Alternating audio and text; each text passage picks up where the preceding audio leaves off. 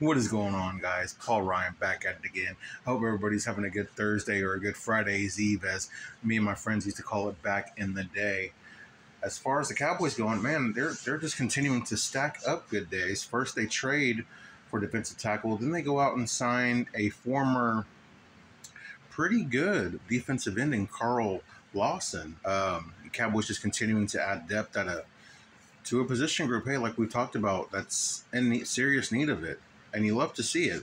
And again, they're doing those low risk, high reward types of moves, especially those low cost type of moves, right? Acquiring Brandon Phillips for what I believe is a sixth round pick or fifth or sixth round pick in 2026. Hey, gotta love that, right? And then I didn't see the contract details on Carl Lawson, but hey, probably isn't that much, right? Especially signing a player like him, a veteran who was a free agent, probably not that much money. But again, playing a position of need, adding depth to a position of need, not mad about that.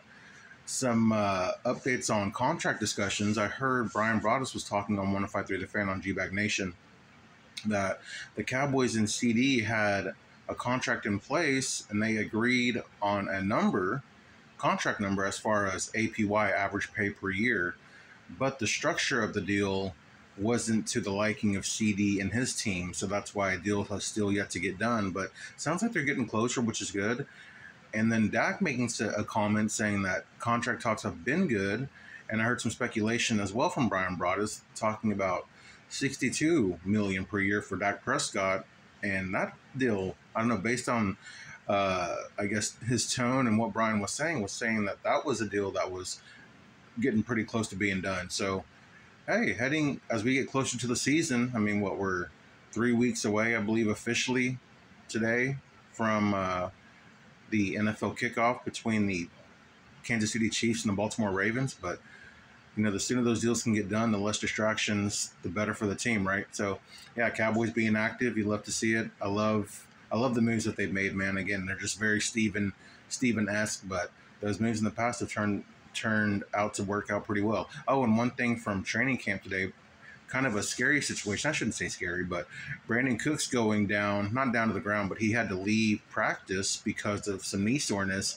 He had to go to the medical tent, and then he had to go to the locker room. From what I'm hearing from Nick Harris and Patrick Nosey Walker, was that nothing serious, but more information, I guess, is supposed to be coming out, but it was just knee soreness. So thankfully, man, because I heard a stat from Zach Wolchuk, again, on 105.3 The Fan.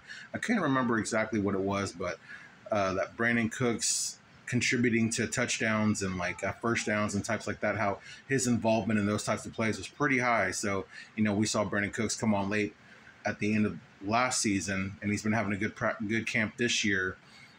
And if you think about, of course, CeeDee Lamb being the player who he is, and then Jalen Tolbert kind of making that 3-year leap, potentially being our wide receiver 2, and then having Brandin Cooks as our wide receiver 3 with Jake Ferguson, man, oh man, you gotta be excited about that. That offense just kind of keeps getting better, especially with the offensive line. Hopefully some questions being answered with Tyler Guyton, and I don't know, it's kind of sounded like Cooper Beebe was starting to make some positive progress on that center position as well, competing with Brock Hoffman for that starting spot. But yeah, that's all I got for you guys today. Again, I hope everybody's having a good Thursday. I'm Paul Ryan. I'll see you guys tomorrow. Peace.